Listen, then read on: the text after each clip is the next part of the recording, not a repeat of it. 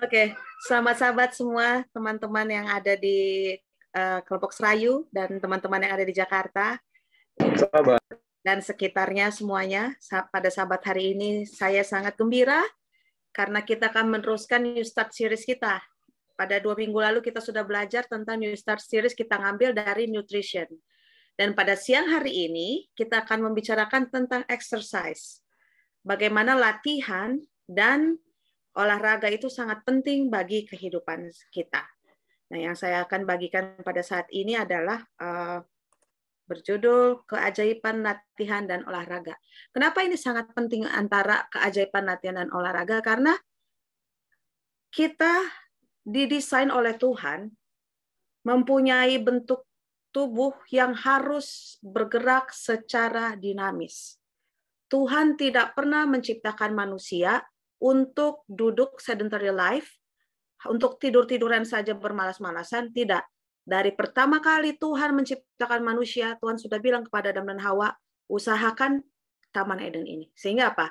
Artinya, Tuhan sudah mendesain tubuh manusia itu untuk bergerak secara dinamis.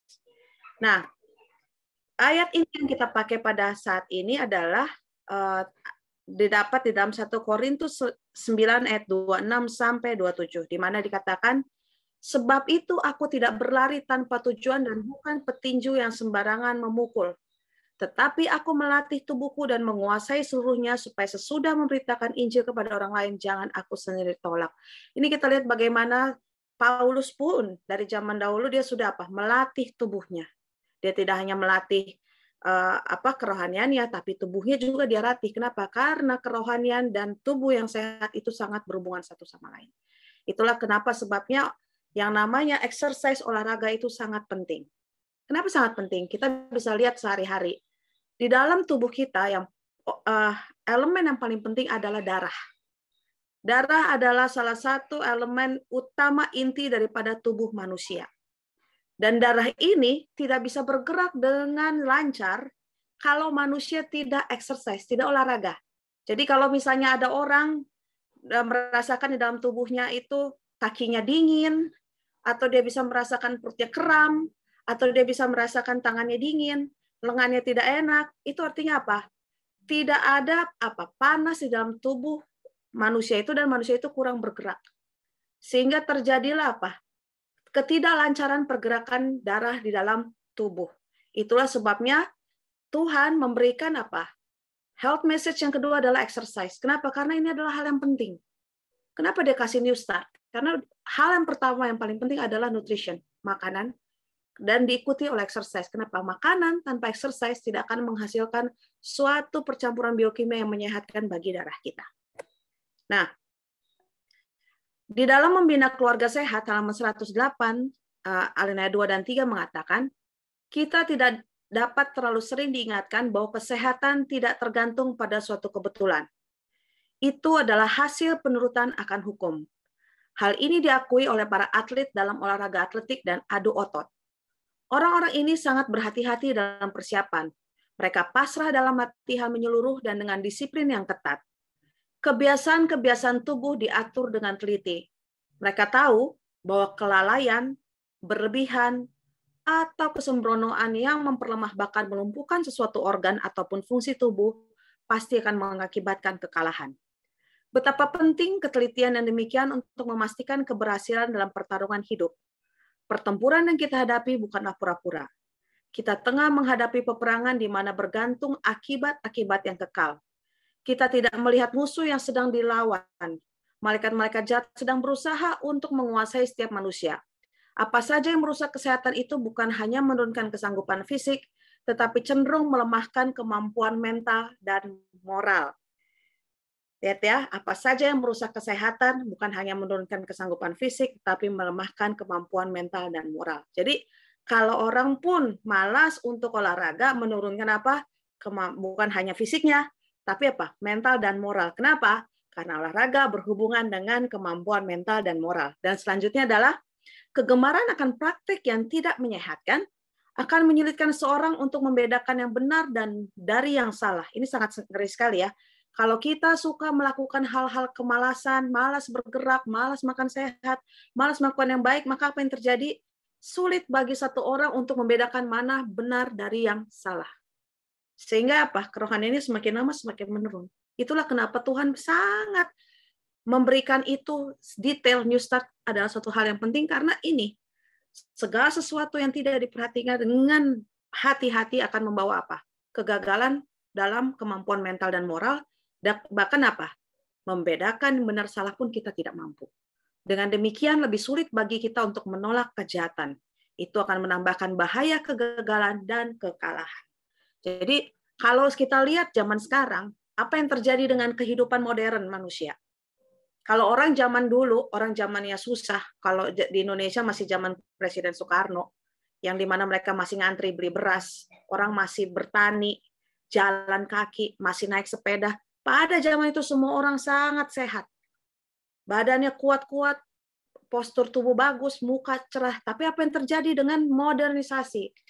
Ketika segala sesuatu dimudahkan, apa yang terjadi kepada kita? Maka menjadi malas. Apa-apa mau pergi ke Indomaret atau Alfamidi, kita bilang, saya nggak mau jalan, saya mau naik motor. Hanya pergi ke warung sebelah, naik motor. Orang Indonesia selalu seperti itu. Mau beli makanan, pakai GoFood, pakai Gojek. Sehingga apa? Badan yang didesain untuk bergerak, semakin lama semakin malas bergerak. Padahal, segala sesuatu proses metabolisme dalam tubuh kita membutuhkan gerak. Sehingga ketika peleburan antara nutrisi dan panas tubuh yang ada dalam tubuh kita itu akan menghasilkan apa? Suatu hasil biokimia yang begitu luar biasa yang menghasilkan enzim dalam tubuh kita, itulah yang membuat tubuh kita sehat dan pikiran kita jernih. Kenapa? Karena antara tubuh dan otak berhubungan apabila kita berolahraga. Dulu saya pertama kali, dulu saya suka sekali berolahraga, akhirnya ketika mulai bekerja, ada saatnya kita fokus sama pekerjaan sampai tengah malam, besok pagi sudah bangun, pergi pagi, matahari belum ada, pulang, matahari sudah nggak ada. Lalu apa yang terjadi kepada kehidupan saya? Saya mulai apa? Satu, makin membesar. Kedua, saya sering pusing di kantor. Ketiga, yang paling parah apa? Saya sering rasa blackout. Lalu saya mulai berpikir, aduh saya bagaimana ini ya? Ini kayaknya nggak beres sama tubuh saya. Apa yang saya harus lakukan? Dan saya mulai melakukan komitmen. Saya berdoa sama Tuhan. Saya bilang, Tuhan, saya mau olahraga. Karena apa? Karena sulit sekali untuk melawan kemampuan kita morning person untuk melakukan segala sesuatu yang sudah terbiasa dengan pekerjaan rutin yang begitu berat dengan tenggat waktu yang diminta oleh pekerjaan modernisasi ini. Lalu ketika saya pertama kali mencoba untuk jalan, apa yang terjadi? Sakit badan saya semua. Aduh, ini badan nggak enak. Tapi saya bilang saya harus bisa. Saya mulai jalan. Hari pertama badannya sakit semua. Badan sakit sekali, tapi saya tahu bahwa apa? Itu semua otot-otot saya dibangunkan. Jadi hari pertama saya lelah, saya mulai coba lagi hari kedua, masih capek, hari ketiga, tetapi waktu setiap saya menyelesaikan pekerjaan olahraga saya, pulang pikiran saya rasanya jernih dan terang. Saya punya perasaan gembira, dan itu yang membuat saya meneruskan untuk melakukan olahraga setiap hari. Dan ketika saya membaca Membina Keluarga Sehat ini, saya minta tolong sama Tuhan untuk dimampukan melakukan kegiatan olahraga setiap hari. Kenapa? Karena apa? Kalau kita tidak melakukan itu, kita akan kalah melawan kejahatan. Karena salah satu praktek kesehatan adalah untuk memampukan kita mempunyai kekuatan moral dan pikiran yang jernih. Karena olahraga dan pikiran yang jernih sangat berhubungan erat. Nah, apa kata Ron Hubbard mengatakan akibat kurang berolahraga? Jelas dikatakan ya. Kemalasan yang terus-menerus adalah salah satu penyebab kelemahan tubuh dan pikiran. Kalau orang sakit kepala masih ada obatnya. Orang sakit perut masih ada obatnya. Tapi malas nggak ada obatnya. Malas itu hanya ada pada apa? Kemauan kita, tekad kita melawan kemalasan. Nggak ada obatnya kemalasan. Jadi itu harus apa? Dilawan. Jadi dibilang apa? tidak aktifnya salah satu organ tubuh akan diikuti oleh berkurangnya ukuran dan kekuatan otot-otot dan akan menyebabkan darah mengalir lambat melalui pembuluh-pembuluh darah. Coba saudara-saudara lihat, misalnya ada orang-orang yang sedang kena stroke, nggak bisa digerakkan kakinya. Apa yang terjadi? 1 bulan mereka nggak pakai kakinya, apa yang terjadi? Makin kecil, makin kecil, makin kecil. Jadi kalau organ tubuh kita, kalau kita tidak gerakan, apa yang terjadi? Kekuatan otot kita akan menjadi lemah. Udah lemah, apa yang terjadi? Kita punya otot-otot akan mengecil, akan menyebabkan apa? Darah mengalir sangat lambat, jadi susah. Apa yang terjadi berikutnya? Banyaklah penyakit berada di mana-mana. Orang Asia itu adalah orang yang paling terkenal, apalagi Indonesia, malas bergerak. Paling sukar bergerak. Mereka lebih suka apa? Di rumah, atau kalaupun jalan, pakai motor kemana-mana, jalan sekitar 500 meter, malas, panas, saya nggak suka. Padahal apa? Tubuh kita didesain untuk bergerak. Makanya dibilang apa? Kebiasaan yang menjauhkan diri dari udara dan menghindari olahraga, menutup pori-pori, mulut-mulut kecil yang melalui tubuh bernapas sehingga tidak mungkin membuang kotoran melalui saluran itu. Beban pekerjaan ditimpakan pada hati, paru-paru, ginjal, dan lain-lain. Dan organ-organ dalam ini terpaksa melakukan pekerjaan kulit. Nah, kita tahu bahwa kulit adalah salah satu kita punya organ yang fungsinya adalah untuk membuang racun. Tetapi karena kebiasaan manusia malas untuk bergerak, akhirnya organ-organ yang ada dalam tubuh kita, yaitu organ hati yang fungsinya sangat banyak ya, liver ini fungsinya ada 300 fungsi, dia bukan hanya untuk detox, ternyata dia untuk memproduksi darah juga ada di liver, untuk memecahkan lemak juga ada di liver, untuk mendetoks juga ada di liver. Jadi liver ini sangat penting sekali, fungsi hati ini sangat penting sekali. Paru-paru juga sangat penting, karena apa? Dia dibutuhkan tubuh untuk apa? Mengantarkan oksigen ke dalam tubuh kita. Dan organ-organ ini maupun ginjal ya, dia juga membuang segala kelebihan racun-racun. Dan organ-organ ini terpaksa harus melakukan pekerjaan pembuangan yang harusnya dilakukan pekerjaan kulit. Kenapa? Karena manusia tidak mau bergerak. Bayangkan ketika kita bergerak, apa yang terjadi? Semua kita punya organ akan bergerak dengan cepat, jantung kita akan dipaksa untuk berpacu, paru-paru kita akan dipaksa untuk membuka. Lalu apa yang terjadi? Karena mereka akan melakukan pekerjaan yang berat, semua yang namanya racun-racun dalam tubuh akan dipaksa didorong melalui darah, keluar melalui apa? Kulit. Sehingga ketika kita berolahraga, mengeluarkan keringat itu adalah sebenarnya salah satu proses detoxification. Membuang semua racun-racun yang ada dalam tubuh kita. Tapi karena banyaknya kesibukan apalagi di kota-kota besar, itulah yang sering di-skip oleh orang-orang hidup modern. Olahraga dan bangun pagi. Kenapa? Karena mereka sudah dikejar tenggat waktu sampai tengah malam, mau bangun pagi pun sudah susah, besok paginya sudah dikejar lagi untuk meeting pagi-pagi, sehingga ketika dia pulang pun apa? Dia tidur, itu pun tidurnya sudah dicuri. Nanti kita akan bahas bagaimana rest itu begitu penting bagi kita. Dan ini olahraga sudah jelas bagaimana kebiasaan-kebiasaan ini adalah yang membuat apa? Terhambatnya pekerjaan organ-organ tubuh kita. Nah, ada lagi dibilang darah tidak disanggupkan untuk membuang kotoran sebagaimana seharusnya bila sirkulasi diaktifkan dengan olahraga. Pada beberapa kasus, ketiadaan olahraga menyebabkan otot-otot usus menjadi lemah dan lisut. Dan organ-organ yang telah menjadi lemah karena tidak digunakan ini akan dikuatkan dengan berolahraga. Banyak sekali orang bilang, kalau saya sedang sakit, saya lemas, saya nggak punya tenaga. Tetapi ternyata, pada kenyataannya, secara teori sebenarnya olahraga itu menyebabkan apa? Kesembuhan. Banyak orang malas bergerak karena dia merasa dia lemah.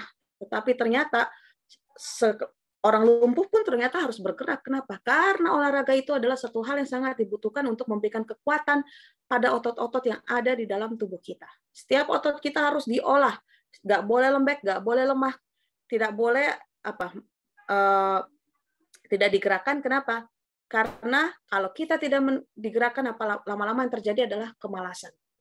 Itulah yang terjadi di artikel nomor 604 dikatakan, coba tangan Anda diikat beberapa minggu dan dilepaskan. Apa yang terjadi? Tangan Anda menjadi lemah. Jadi kalau tubuh kita tidak dilakukan olahraga, apa yang terjadi? Kita menjadi lemah dan malas. Kalau kita menjadi lemah dan malas, apa yang terjadi? Pikiran kita pun malas. Kita malas mikir, pokoknya enaknya aja. Lalu apa yang terjadi? Penyakit pun datang. Kenapa? Karena semua racun-racun dalam tubuh tidak terbuang dengan baik. Nah, kalau orang bilang sekarang, oh saya mau olahraga banyak, kenapa? Supaya saya bisa makan banyak. Ternyata pola hidup sehat itu rasionya adalah 70% pola makan sehat, porsinya olahraga hanya 30%. Tetapi sekarang dibalik kehidupan dunia.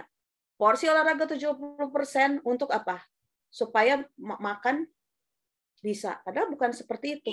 Ketika kita mau hidup sehat, makanya Tuhan mengatakan pertama adalah nutrition, karena pola makan adalah suatu hal yang paling utama didahulukan. Kita memberikan pola yang makan yang sehat, baru apa? Exercise inilah yang membentuk pola makan itu menjadi apa? Tubuh yang kuat.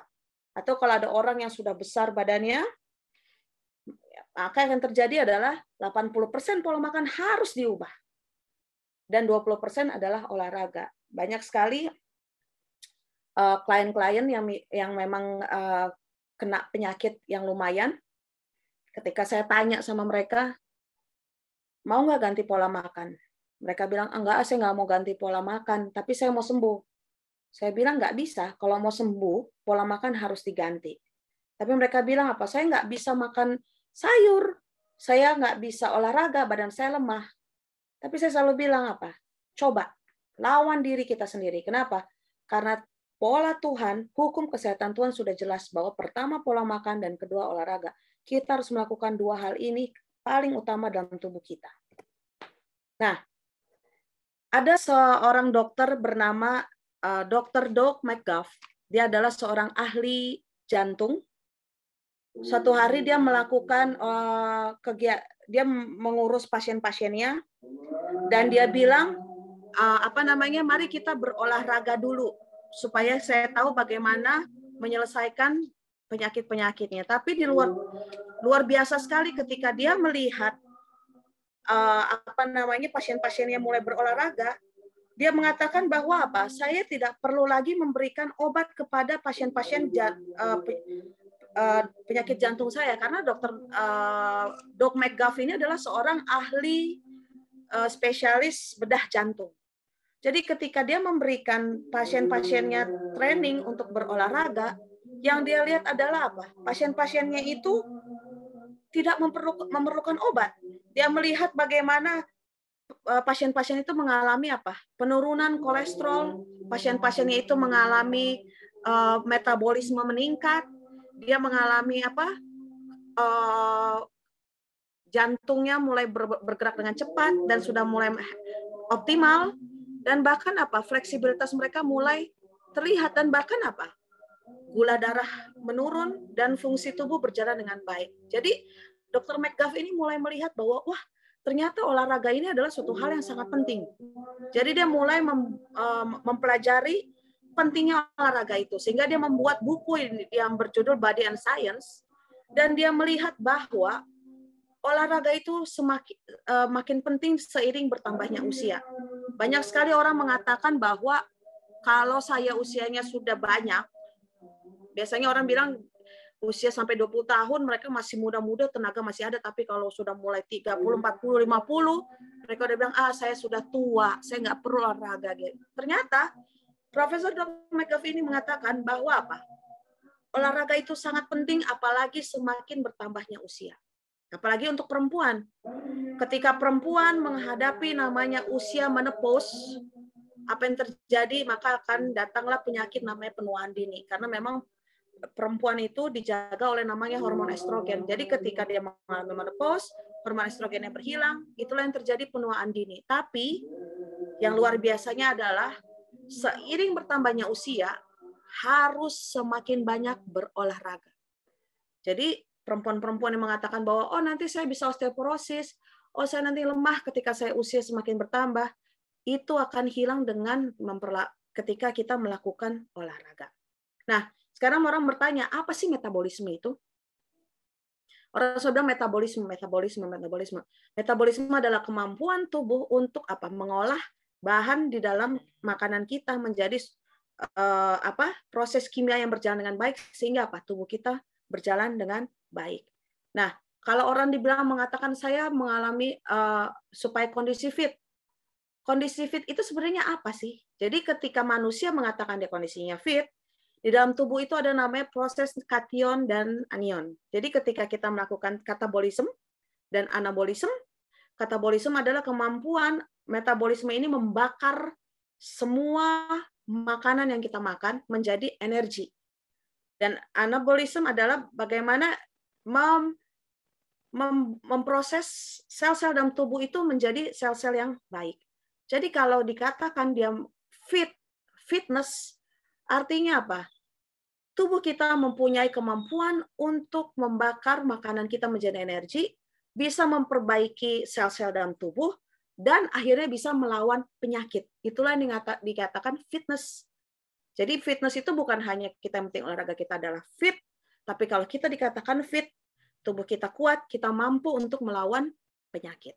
Itulah sebabnya kenapa olahraga ini penting sekali. Salah satu fungsi olahraga adalah untuk melawan penyakit. Kenapa? Karena sel-sel tubuh kita itu membutuhkan otot yang mengubah semua makanan kita menjadi energi. Nah, kalau kita ngomong tentang otot, jadi kita ngomong tentang yang namanya sel di dalam tubuh kita. Di dalam tubuh kita ada namanya, kita kembali ke dalam tubuh kita itu, inti dari tubuh kita adalah sel. Dalam tubuh kita itu ada yang namanya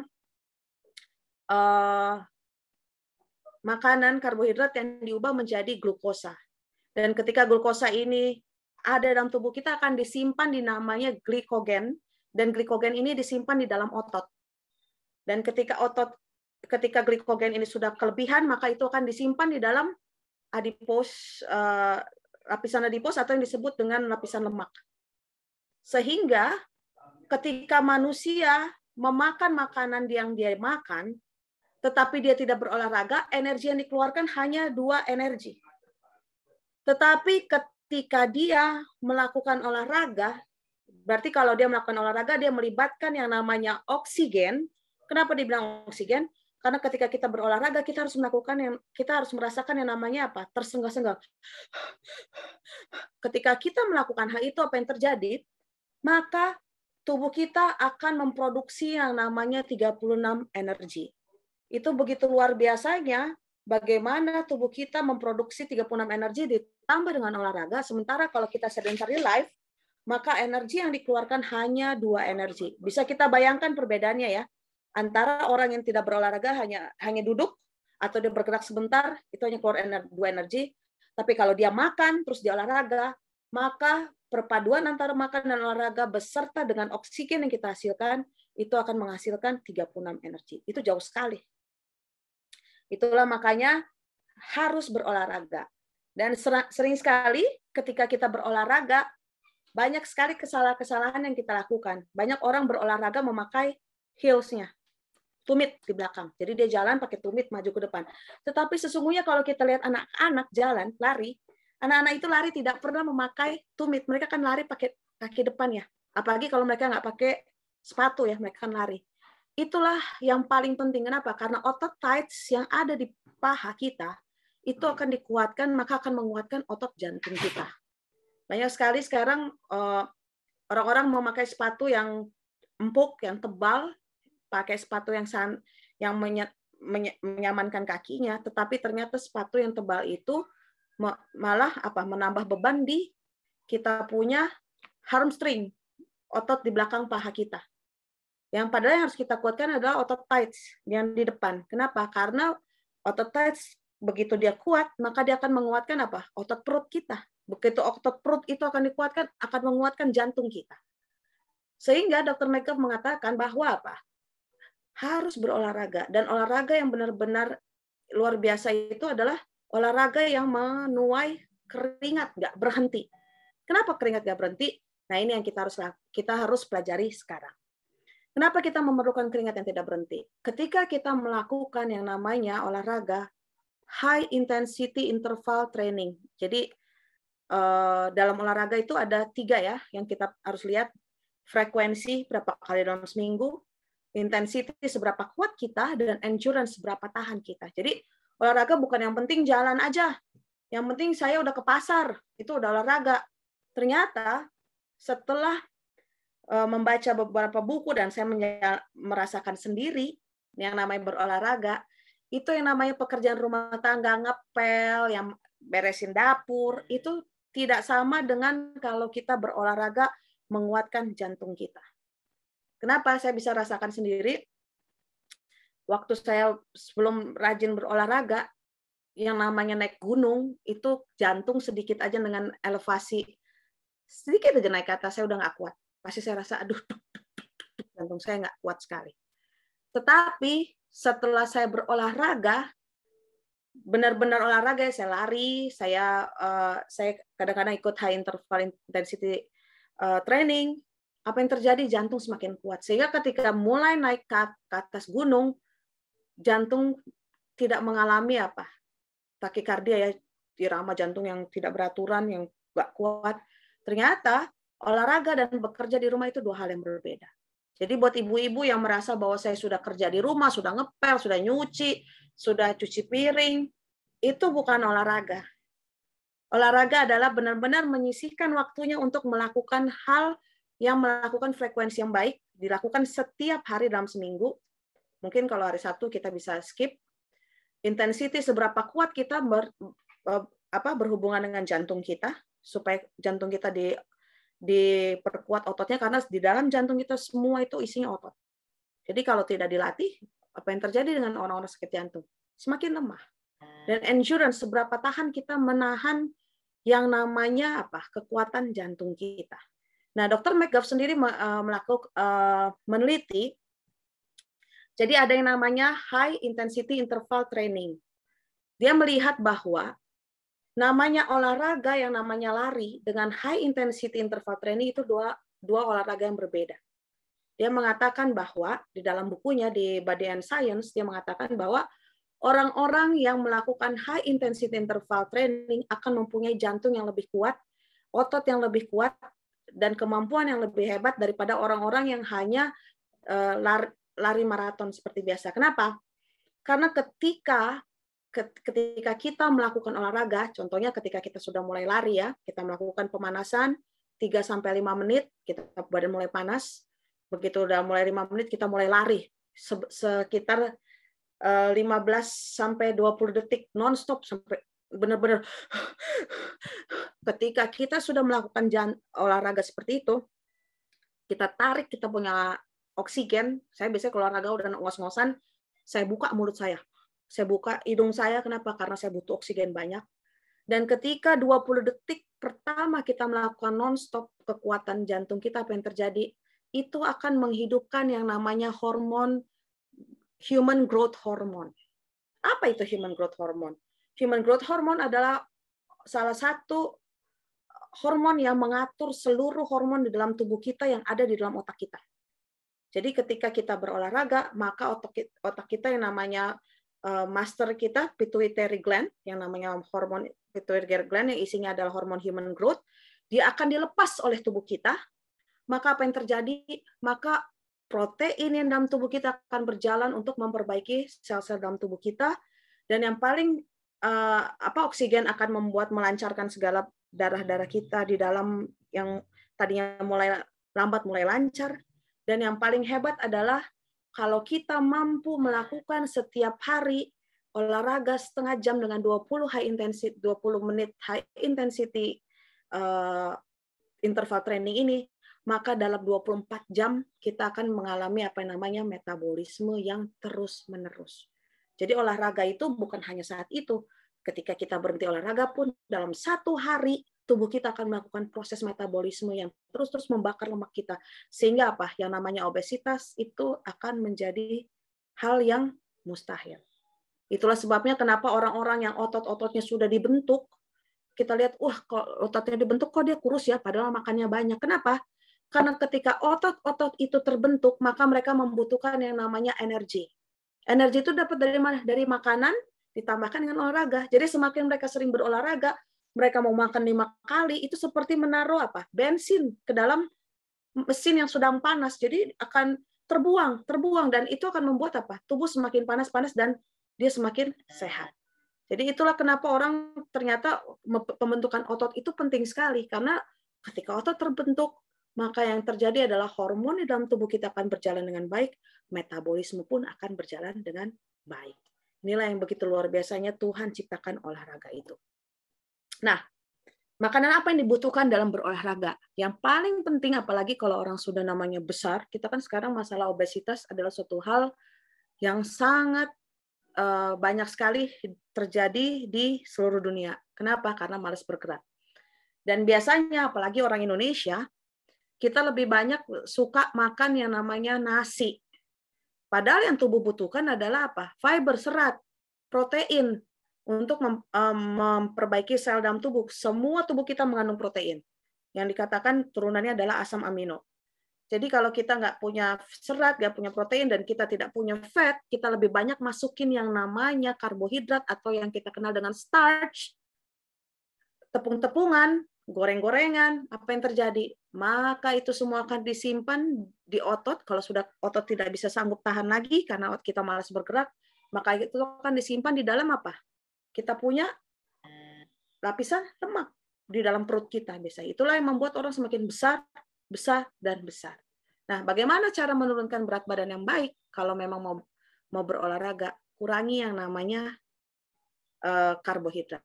Bukan karbohidrat tidak dibutuhkan, tapi karbohidrat kita tidak butuh dalam jumlah yang besar. Itulah sebabnya kalau kita lihat ahli-ahli gizi atau buku-buku tentang dokter-dokter yang mengatakan kalau mau menurunkan berat badan, apa yang mereka selalu potong adalah karbohidrat. Tapi kalau karbohidrat pun dipotong, bukan berarti kita jadi tidak makan. Banyak sekali orang nggak makan dan berolahraga. Itu sering akhirnya terjadi apa?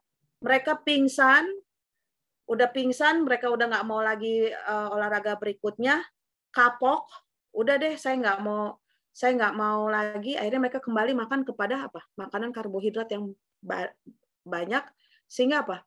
Pola makannya kembali dan berat badannya makin lama makin banyak. Padahal apa? Kalau kita lebih banyak makan sayur-sayuran, kita lebih banyak makan protein, kacang-kacangan, biji-bijian, dan bahkan fat, lemaknya pun kita bisa ambil dari olive oil, kita bisa ambil dari minyak-minyak sehat, itu akan apa? Otomatis menurunkan kita punya apa? Kelebihan lemak dalam tubuh. Kenapa?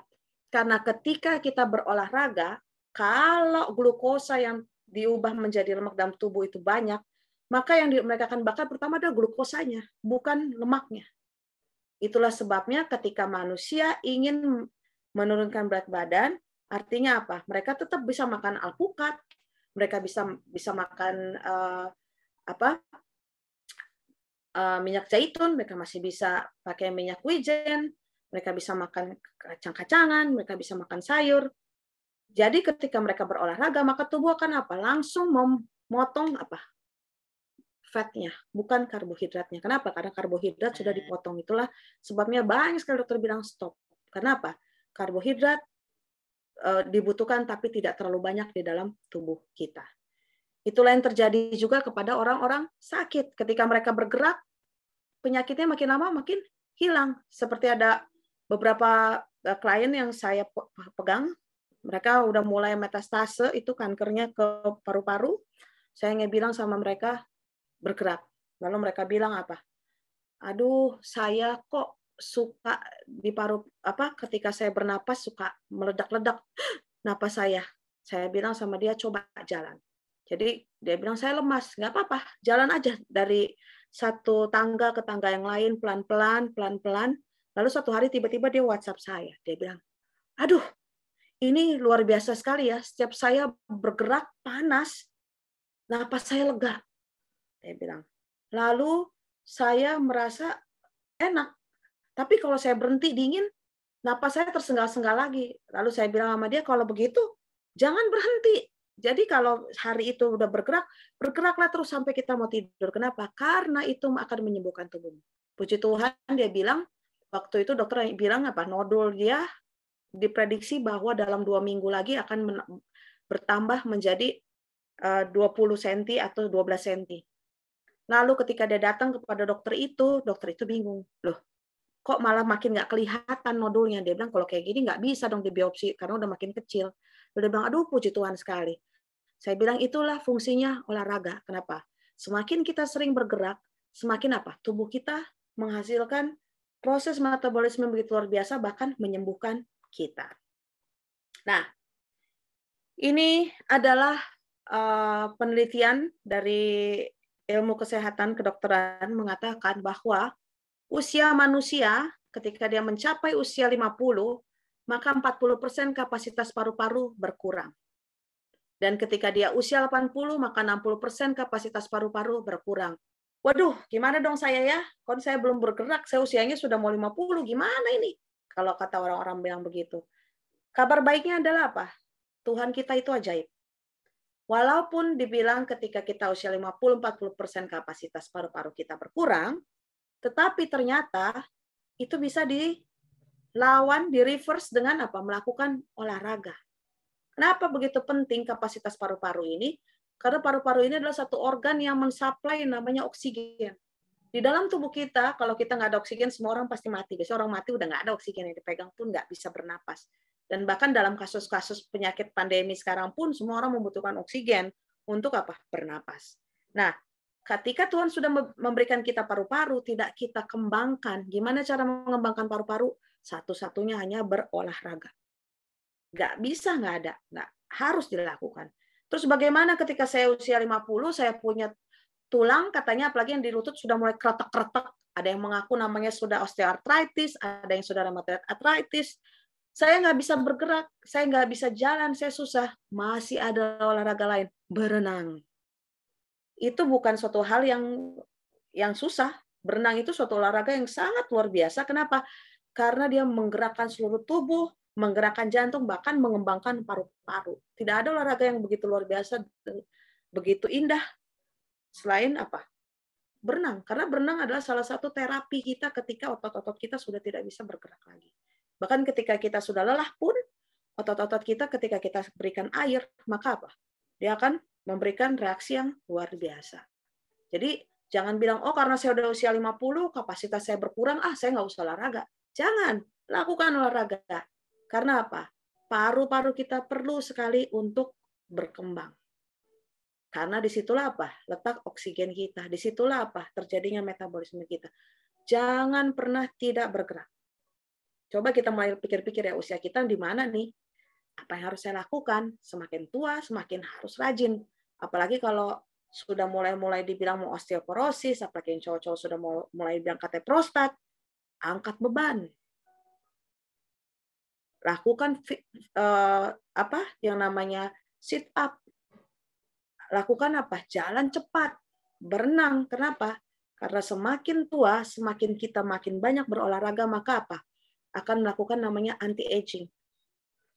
Muka akan menjadi awet muda, tubuh akan menjadi segar, pikiran menjadi jernih, dan muka menjadi berseri-seri. Begitu luar biasa ya. Bahkan ada seorang dokter yang di dalam bukunya Depression, Dr. Neil, dia mengatakan bahwa pasien-pasien dia di rumah sakit jiwa, ketika orang banyak membawa pasien dengan sakit jiwa, apa obatnya? Dia hanya memberikan olahraga, dan olahraga dilakukan kepada orang-orang yang sakit jiwa ini adalah 7 jam sehari. Wah, saya nggak tahu apa yang dia kasih selama 7 jam sehari.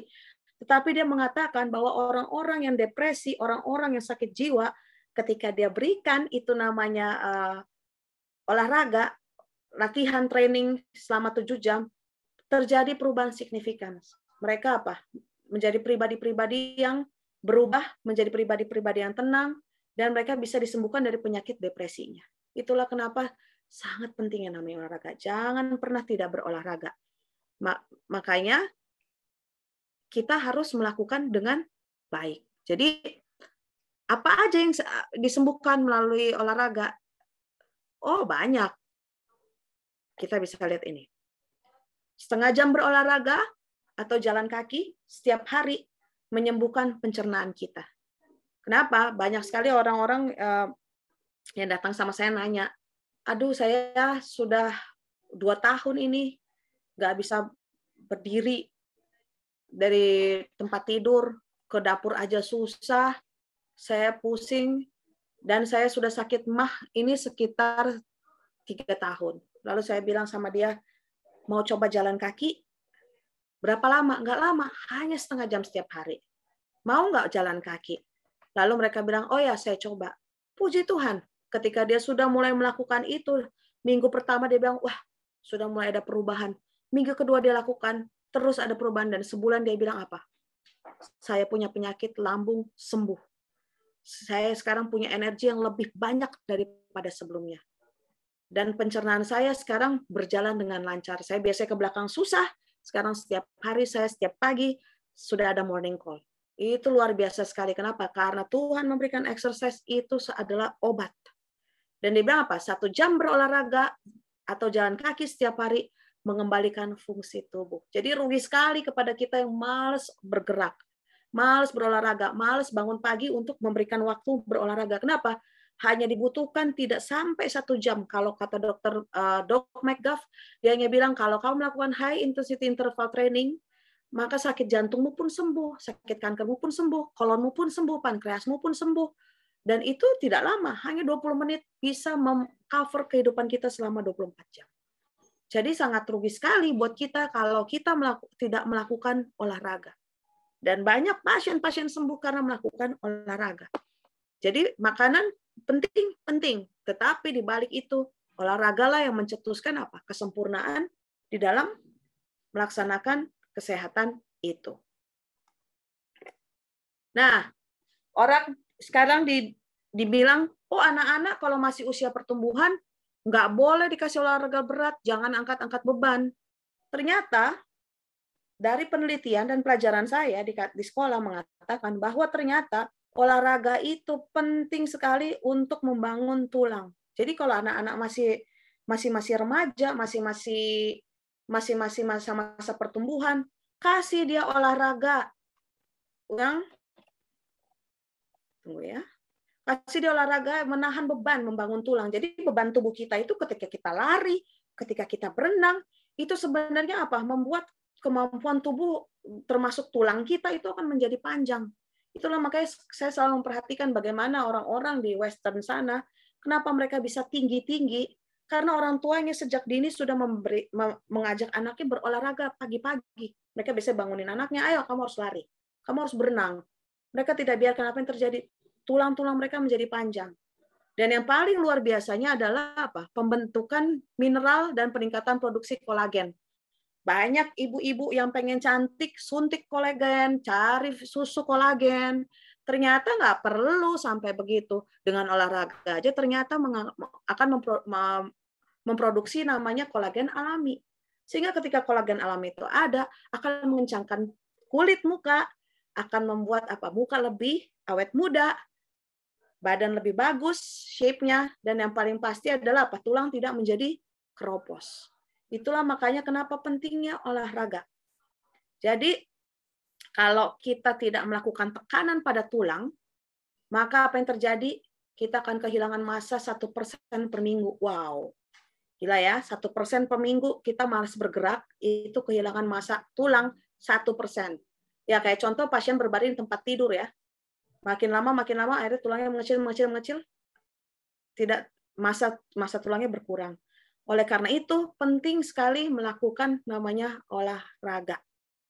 Karena selain membentuk otot, dia menyembuhkan tubuh kita dari penyakit. Nah, apa olahraga terbaik versi Rono buat? Nah, ini. Tidak ada olahraga yang bisa menggantikan berjalan kaki. Dengan berjalan kaki, sirkulasi darah sangat membaik. Berjalan kaki dalam setiap kasus sebisa mungkin merupakan pengobatan terbaik bagi tubuh yang berpenyakit, karena dalam gerak badan ini semua organ tubuh digunakan. Ya, olahraga terbaik adalah jalan kaki. Kenapa? Karena jalan kaki selain sudah murah, gampang, dia mengobati penyakit. Banyak sekali orang melakukan, dia setelah makan banyak, dia olahraga berat. Itu tidak boleh dilakukan. Kenapa? Karena ketika dia makan, dia melakukan olahraga berat dengan mengangkat beban, dia dengan push up segala macam, akhirnya membuat apa? Oksigen yang dibutuhkan di dalam pencernaan akan ditarik kepada organ yang dilatih. Sehingga apa? Pencernaan tidak akan berjalan dengan baik. Itulah sebabnya olahraga yang terbaik adalah jalan kaki. Kenapa jalan kaki sangat berbaik? Ternyata menurut Dr. Sinya, dia adalah seorang ahli pencernaan, dia mengatakan bahwa apa? Ketika manusia makan, lalu setelah makan dia jalan kaki, apa yang terjadi? Maka itu akan mengaktifkan enzim dalam tubuh kita. Kita tahu enzim kita ada ratusan di dalam, begitu pentingnya enzim ini untuk mengolah makanan kita. Dan ketika kita jalan hanya sekitar 15 sampai setengah jam setelah makan, itu luar biasa membawa apa? Efek yang baik bagi tubuh kita. Bahkan dibilang apa? Bila cuaca mengizinkan, semua orang harus berjalan di udara terbuka setiap hari, musim panas maupun musim dingin. Jadi memang saya juga tidak menyarankan, bukan saya bilang nggak boleh olahraga di dalam dengan treadmill, boleh. Tetapi yang kita butuhkan adalah oksigen yang baik, yaitu adalah olahraga di luar. Nanti kita akan belajar bagaimana udara yang baik itu seperti apa. Itu ada di air.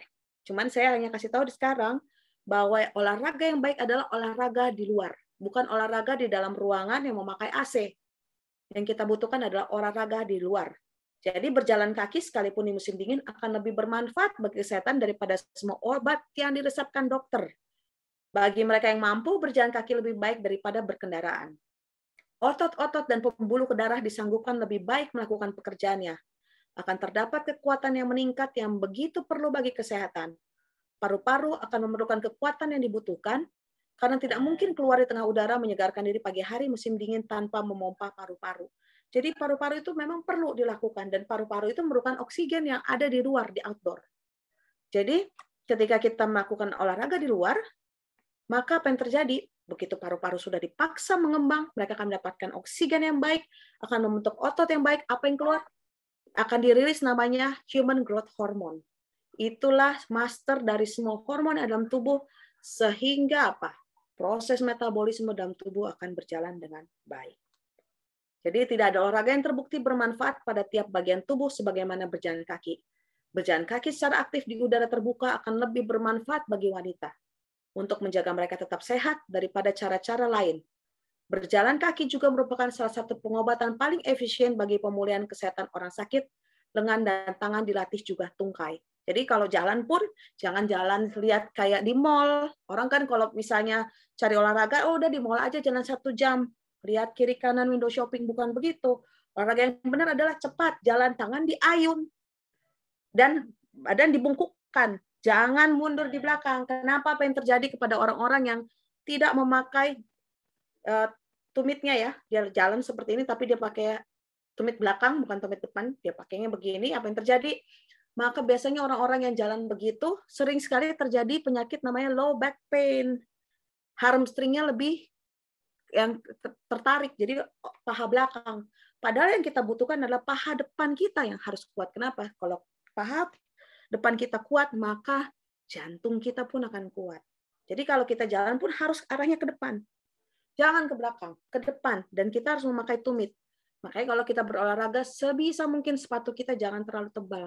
Sepatu yang memang didesain untuk berolahraga lari atau jalan, itu tipis biasanya. Dia punya sol. Sehingga kemampuan kita sama seperti ketika kita tidak pakai sepatu. Coba kita tidak pakai sepatu, pasti jalan kita akan beda dengan kalau kita pakai sepatu. Itulah yang harus kita latih, bagaimana kita berjalan ke depan seperti anak kecil, supaya menguatkan semua kita punya otot kita.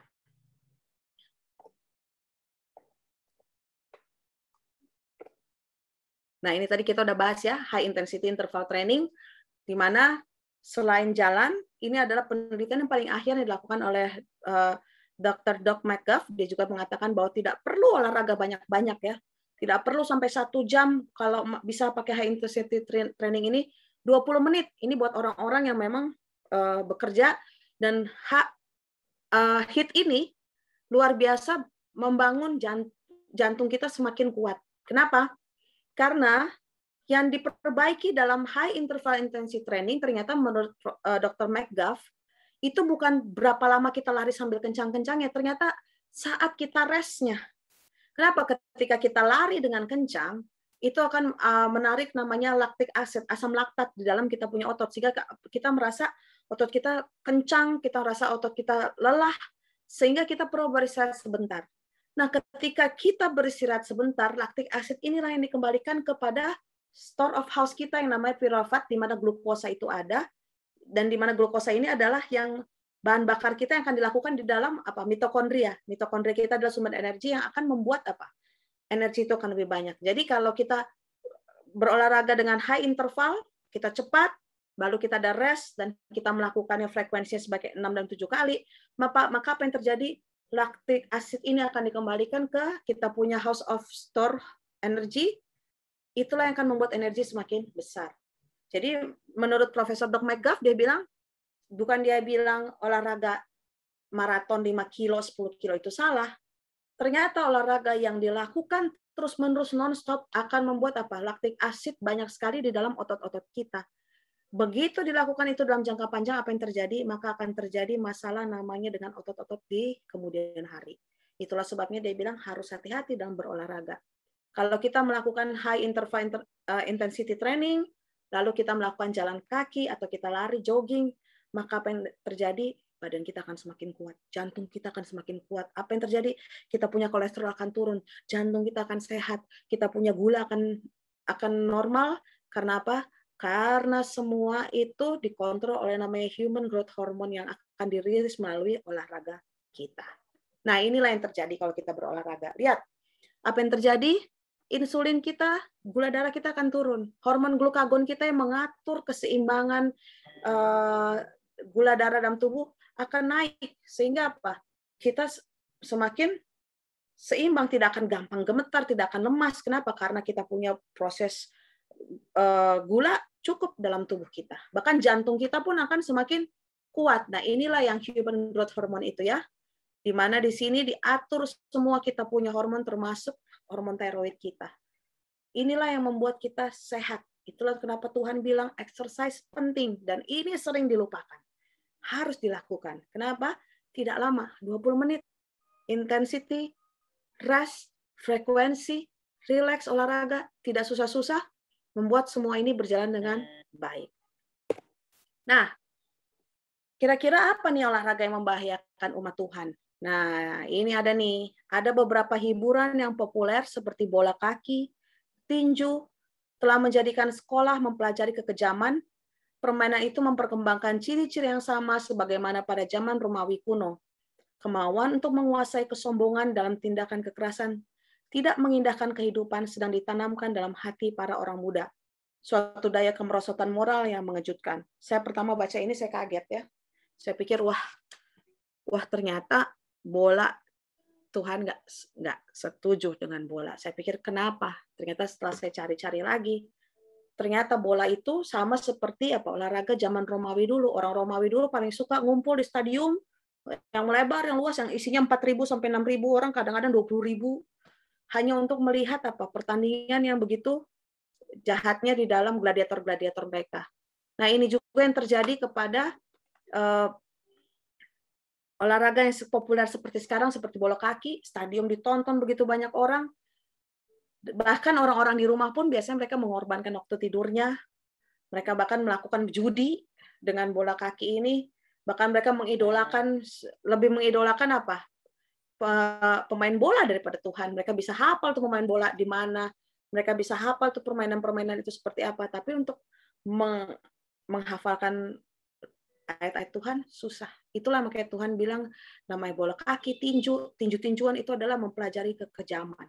Di mana di dalam kutipan Testimony to the Church dikatakan di dalam bola kaki itulah banyak bahasa-bahasa kasar dikatakan dan banyak perjudian dilakukan. Itu tidak boleh dilakukan dan tidak berkenan di hadapan Tuhan. Lalu olahraga yang berikutnya adalah apa? Yoga. Ini banyak orang nanya ya, kenapa yoga nggak boleh? Ini saya ambil nih seorang ahli yoga namanya Brooke Boone. Dia adalah seorang founder, dia mengatakan holy yoga. Jadi holy yoga ini dia bilang ini adalah olahraga untuk orang Kristen, untuk body and soul. Dan dia bilang di bukunya dalam Hatta, dia bilang ini penting katanya untuk orang-orang melakukan yoga. Kira-kira yoga aman nggak sih? Kita lihat ya. Di sini dibilang menurut si Brooke Boone, dia mengatakan holy yoga adalah bagaimana kita mengalami pengalaman ibadah dengan lebih dalam berhubungan dengan Kristus, dia bilang. Bagaimana kita menghormati Kristus dan kita melakukan kesempatan untuk bertemu dengan yang orang percaya dan orang tidak percaya, bagaimana berhubungan dengan Tuhan. Tapi benar, apakah seperti itu yang dikatakan Tuhan? Kalau memang yoga ini penting, kenapa tidak ada di buku Roh Nubuat? Mari kita lihat. Nah, ini yoga di dalam si Brooke Boone, dia punya Instagram, dia bilang ketika kita melakukan meditasi di dalam yoga, ada namanya istilahnya mudra. Mudra itu adalah tangan yang seperti ini. Dia bilang, di mana tangan itu harus dilakukan dalam yoga untuk apa? Improve mereka punya konsentrasi dan mempertajam mereka punya memori. Jadi mudra ini mutlak harus dilakukan. Nah, apa itu mudra? Nah, inilah mudra dalam yoga. Dia bilang mudra itu adalah sebenarnya adalah ajaran Buddha di mana mereka berhubungan dengan mereka punya Tuhan. Tuhan orang Buddha siapa? Ya, kita tahu mereka banyak sekali ya dewa-dewa mereka. Jadi mudra itu adalah bagian daripada apa? Penyembahan kepada dewa orang Buddha. Walaupun kata si Brookbun tadi orang Kristen boleh, ternyata mudra adalah bagaimana cara meditasi menghadap kepada dewa orang Buddha.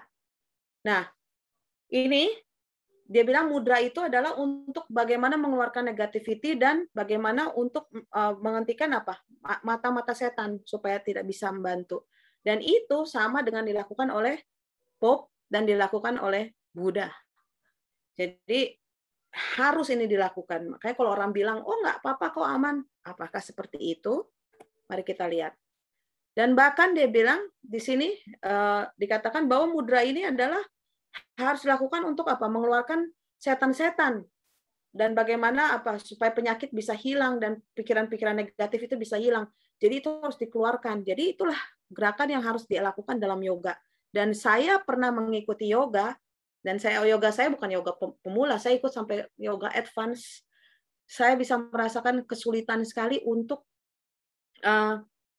bisa lepas dari meditasi itu. Jadi waktu saya waktu itu belum tahu bahwa yoga ini berbahaya, jadi saya ikut kelas yoga advance. Itu walaupun saya berdoa doa Bapa Kami, ataupun ketika saya bilang saya berdoa terus di dalam yoga itu, ternyata saya nggak bisa lawan. Sekali kita punya guru, apalagi kelas advance ya, gurunya itu udah sampai namanya om gitu ya. Mereka meditasinya begitu dalam. Mereka sampai bisa mengangkat badan mereka. Ketika mereka sudah memimpin yang namanya olahraga yoga itu, semua pikiran kita disatukan sama pelatih kita. Apa yang saya rasakan adalah ketika saya melakukan yoga itu, saya merasakan badan saya ringan. Ketika dia bilang, pusatkan pikiran kalian, ringankan pikiran, jangan pikiran macam-macam, fokuskan, buang semua pikiran, kosongkan pikiran. Selalu dibilang kosongkan pikiran. Saya nggak mau kosongkan pikiran karena saya takut, tapi tetap ketika saya takut, saya berdoa sama Tuhan, tetap saya tidak bisa. Saya terbawa dalam situasi pikiran master yang sedang mengajar di depan. Sehingga ketika dia bilang, rasakan badan Anda seperti ringannya daun, itu yang saya rasakan. Saya merasakan tubuh saya diangkat seperti ringannya daun. Saya mau melawan, saya nggak bisa. Saya mau mikir apapun, saya nggak bisa. Jadi mereka yang bilang, tarik napas. Saya hanya mengikuti itu. Saya hanya mengikuti gerakan-gerakan itu.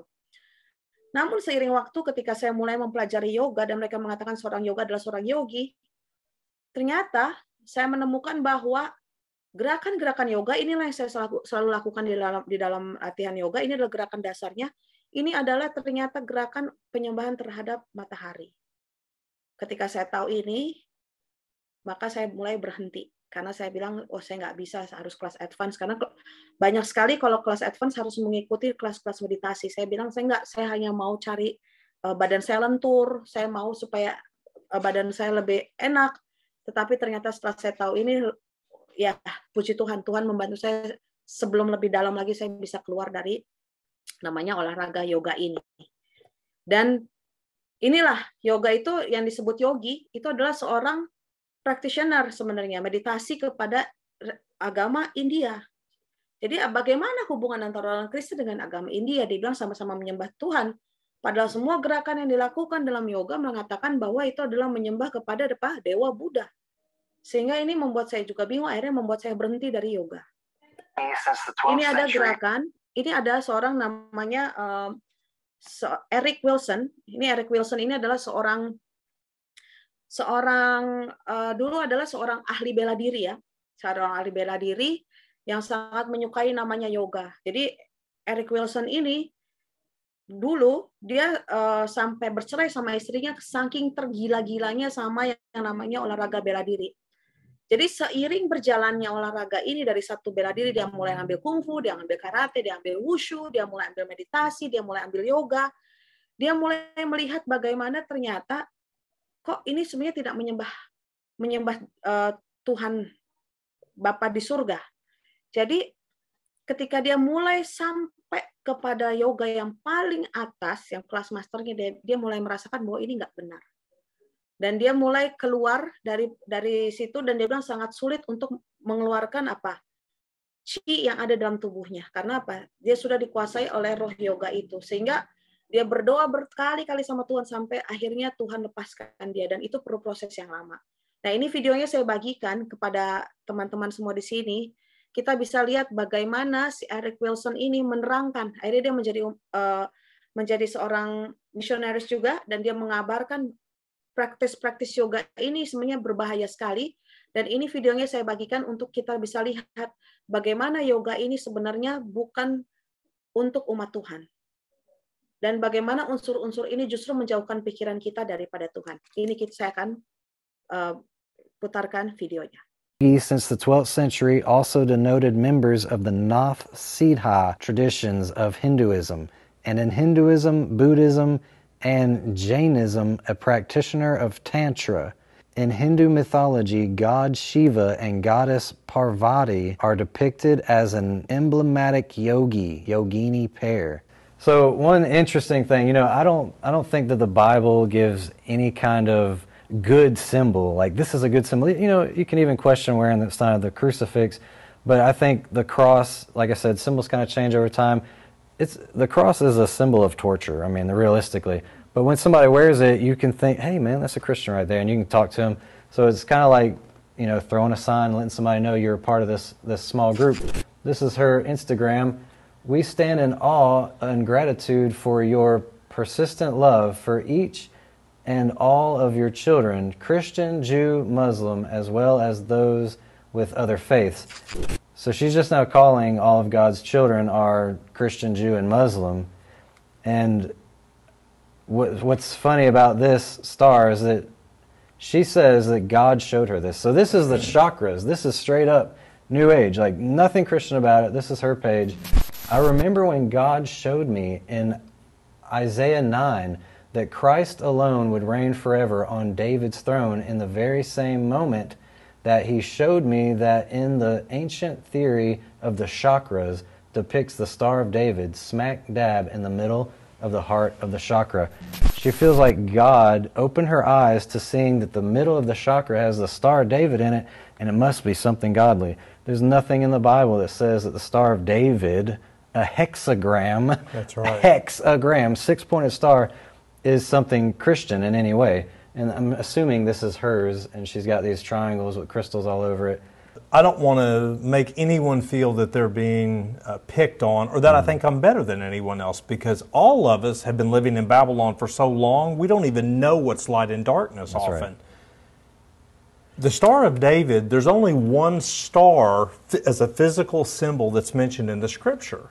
And it was when the Israelites were in apostasy. It was called the Star of Moloch, which was a pagan god. And they took up the symbol of Moloch and began holding it before them. Wow. The Star of David, there's no reference anywhere in history to David ever using that symbol. The only reference that comes close to it was when David's son Solomon fell into apostasy. He began really exploring the occult. And he got tied up. He wound up marrying all these pagan kings' daughters and pagan priests' daughters. So he began dabbling in the occult and witchcraft. Well, when David did that, there's reported writings that he tapped into demonic power. That star then, because he was King David's son, was attributed to him. Wow. But as Mikey said, the star is actually a symbol of yin and yang, just in a different form. You have one power ascending and one power descending. And when those two pyramids join in union, you're said to achieve the God-man or deity. Is that similar to the as above, so below? Yeah, exactly. Yes, sir. So, chakra, you know anything about some chakras? There's 7 chakras that are reported in the body. The lowest one is below the navel. It's actually at a point called the perineum, which is between the anus and the reproductive organs. Okay. There's a tiny little point where the tailbone, actually, you can put your finger there and you can feel your tailbone. That's where they say that root is. That's also interesting because that's where they say there's this serpent that's coiled up in 3.5 coils. And yeah, we'll get into We know that who the later serpent on. is. So is 3.5. each chakra placed in pleasure centers of the body? No, they come up the body, and they are, a chakra is like a doorway. Okay. And each of those chakras goes all the way up, and you have a heart chakra, and you have a throat chakra, and then you have a chakra at the third eye, and then you have what's called the crown chakra.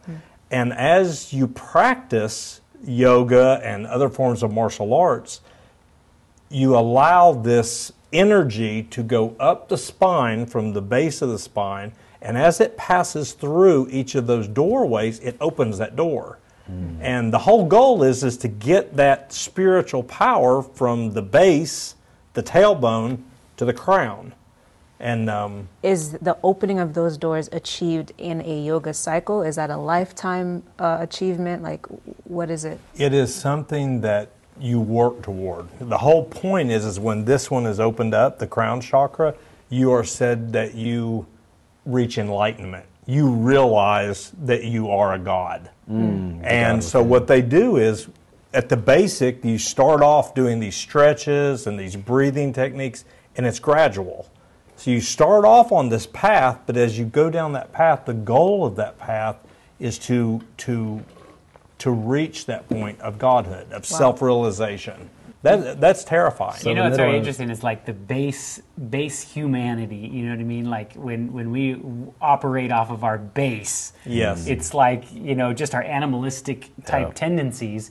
Food, and so it's like reproductive. if the devil gets a hold of our base and it keeps working his way up until he finally gets a hold of That's a good point. our mind, that's the end goal that he's wanting to get at. I will set my seat in the sides of the north, Yeah, right? where the throne of the Most High is.